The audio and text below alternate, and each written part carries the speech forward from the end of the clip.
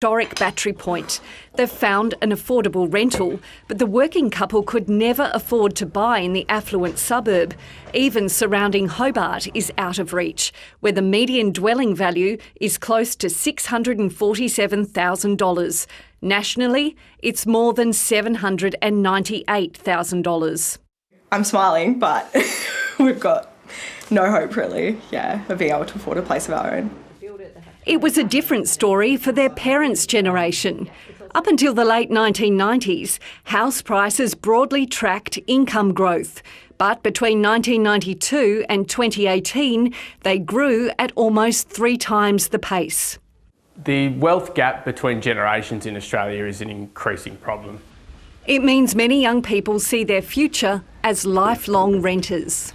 One of the challenges is we have a rental system that's really not designed for renting long term.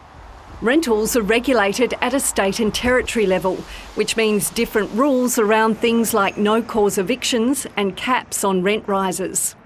If you had incentives for having a tenant for 5 years or 10 years, that's great because you can make a bit of a life plan, but at the moment that doesn't exist. It's predicted home ownership rates for over 65-year-olds will have fallen from close to 80% to 65% by 2056. But if you're not a homeowner, you've got to pay rent in retirement, which means your living expenses are much more expensive than someone who's paid off their mortgage. There are government plans to build more affordable rentals and boost housing supply. A National Cabinet is working on guidelines for a better deal for renters. But not everyone's optimistic. Incredibly bleak.